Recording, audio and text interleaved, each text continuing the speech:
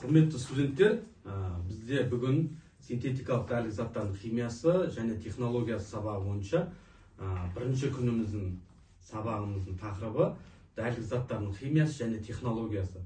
Сульфирлеу реакциясы, нитрлеу реакциясы және галогендеу әдістері, оның ішінде алкилдеу және ацилдеу әдістері арқылы жасаламыз. Ең біріншіден, бүгінгі сабағымыздың аясында Қазақстан Республикамыздың мемлекеттік фармакопеясының бірінші томы бойынша сөз қозғалғым келіп тұр.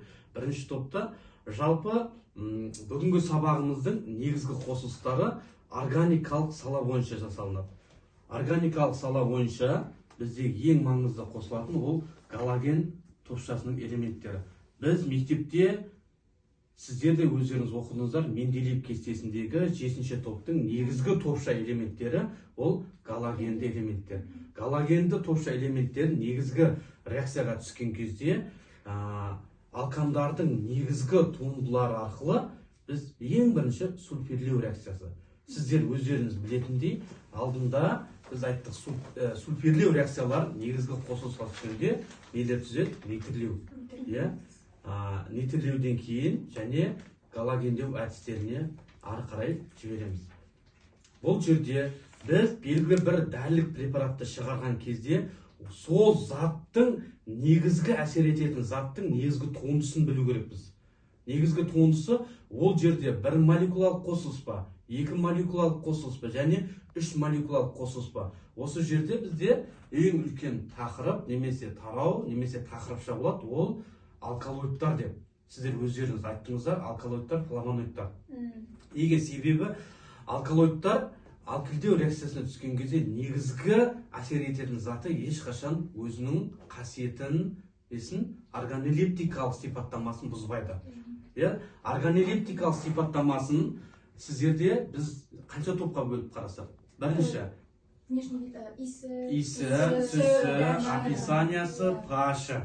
Неге? Себебі Қазақстан Республикасы мемлекеттік фармакопеясының бірінші томы 3-6-10 бөлімінде жазылған. Кейде бір заттардың реакцияға түскен кезде сол заттың орнын басатын болса, ол уже орын басу реакциясы деп аталады. Енді біз бүгінгі сабағымыздың негізгі сұрақтарымен танысайық. Ең бірінші сұрақ сульфирлеу әдісімен дәрілік заттарды синтездеу. Бізде қандай реакция бар еді бірінші сабақ бойынша синтездеу жолында? Бір ғалымның атымен айтылған реакция. Ол жерде негізгі заты белгілі бір бос кеңістікте қалған заттың несіне орнына келіп түсуі. Осы жерде орын басу реакциясы пайда болады. Осы туралы сөз қозғаймыз. Екінші, нитрлеу әдісі бойынша жүретін технологиялық сатыларын тоқтаймыз. Технологиялық сатылардың ішінде біздің дәрілік заттардың ең бірінші несіне қараймыз? 165-ші бұйрық бойынша әрбір дәрілік заттың тұрақтылығына қараймыз. Тұрақтылыққа қарағаннан кейін ары қарай біз не істейміз? Галогендеу реакциясын меңгереміз. Ал 5-ші сұрақ бойынша мемлекеттік фармакопея бойынша дәрілік заттарды талдау әдістерін қарастырамыз. Талдау әдістерінің ішінде сіздерде рефераттарыңызда көрдім, HPLC әдісі арқылы. Ол деген сөз белгілі бір затты бөліп алу. Екіншісі бағаналы хроматография. Бағаналы хроматографияның ішінде негізгі органикалық әсер ететін зат ол сифадекс және силикагель деп аталады. Неге? Сифадекс пен силикагель біздің бір заттың құрамынан бірнеше затты іріктеп бөліп алу. 6, 7, 8-ші сұрақтар бойынша алкилдеу, ацилдеу. Енді бүгінгі сабағымыздың ең маңыздысы Фридель-Крабс реакциясы. Фридель-Крабс реакциясы ең әсер ететін несі жабдығы немесе реакциясы катализатордың қатысына жүргізіледі. Енді біз сөз басымызда қозғадық галогендеу реакциясы. Галогендеудің ішінде ең көп қолданылатын ол хлор мен иод. Иодтарды катализатор қатысында мұнайдың ең соңғы өнімінен немесе иодтың қос тотығы дәрежесінен бөліп алады екенбіз. Осы жерден галогендеу реакциясының орын басуы, нейтралдеуі, ацилдеуі және тағы басқа реакциялары жүзеге асып отырады. Енді мен сіздерге сұрақ қоя отырып, дәрілік заттардың химиясы дегенімізді және технологиясы дегенімізді. Сіздер заттардың химиясы фармацевтикалық өндірістің ерекшеліктерімен байланысты аралық өнімдер мен дәрілік заттарды зерттеу болып табылады. Бастапқыш шикізаттар химиялық қасиеттерін қарастырамыз, олардың құрамына байланысты дәрілік заттар өндірісінің оптималды технологиясын таңдайтын боламыз. Яғни физикалық, химиялық және фармакологиялық қасиеттерін зерттейтін ғылым бар. Біз бір дәрілік препаратты шығарған кезде олардың ең маңызды параметрлеріне қараймыз.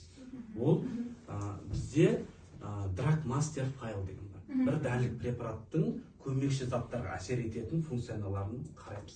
Ол жерде олардың химиясы және технологиясы болады. Технологиясы деген сөз GMP талаптарының 2015 жыл қағидасы бойынша сызылады. Технологиялық сызба нұсқа осыдан шығады. Неге? Бірінші саты немесе кезең деп аталынады. Кейбір кітаптарда кезеңдерде әр кезең сайын біз нені қарап тұрамыз. Бірінші кезең шикізатты дайындаймыз. Ол шикізатты дайындау үшін қандай құрал жабдықтар керек? Біз шикізатты дайындаған екен, біз мақсатты өнімге жібергендіктен оған несін мөлшерін анықтау керекпіз. Қандай құрал жабдық керек? Бұл жерде таразы керек. Ал екінші кезеңде сол шикізатқа көмекші заттар.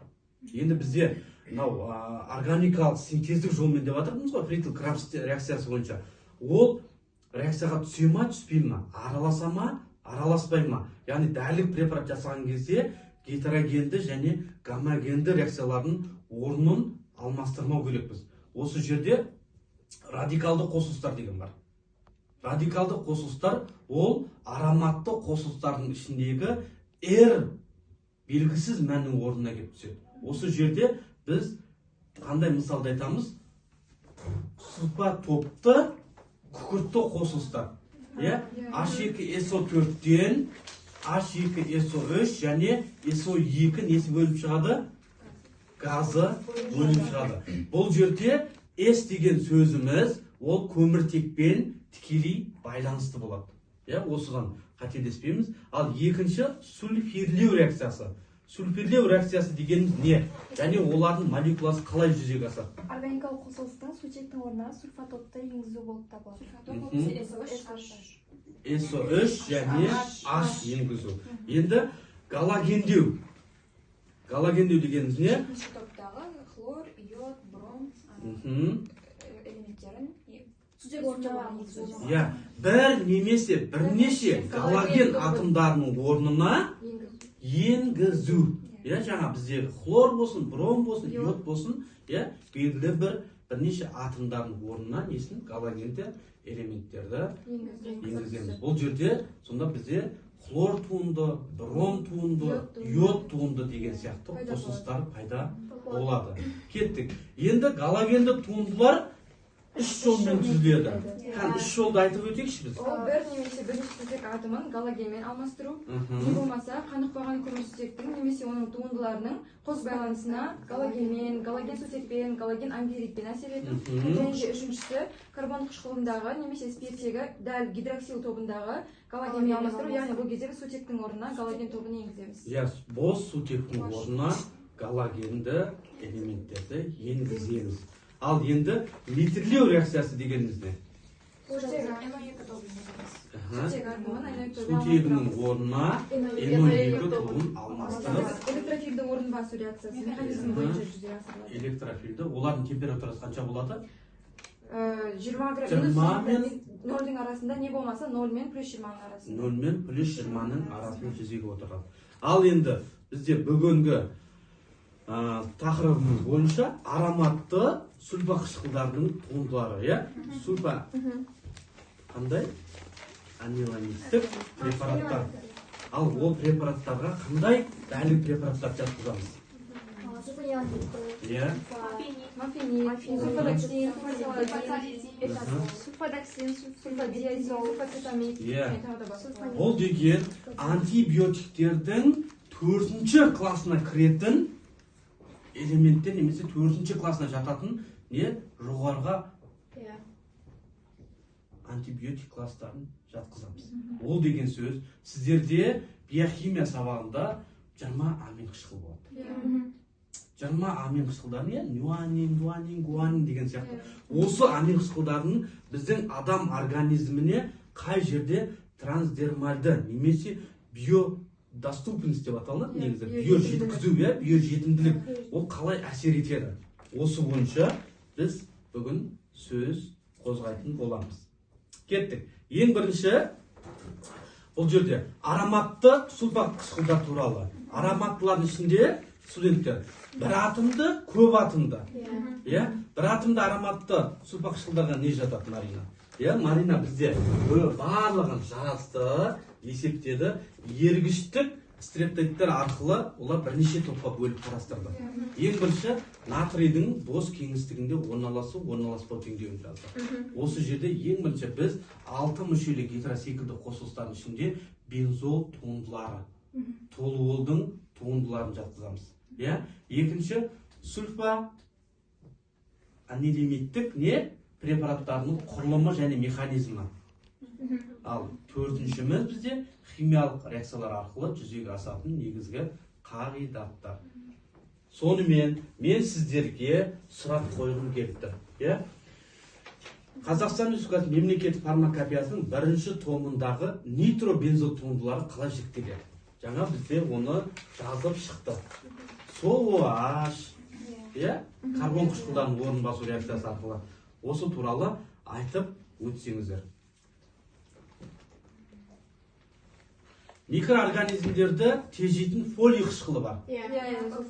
Бактерияларды. Сульфаниланың ішінде қойған, ол көбінесе сол фолий қышқылдарының не істеп, яғни тежеп, жаңа бактериялардың көбеюі не істеліп тежеп отырады. Ал сульфанил қышқылы не істейді? Бұлардың барлығы амидтердің туындылары немесе амидтердің изомерлері деп аталады.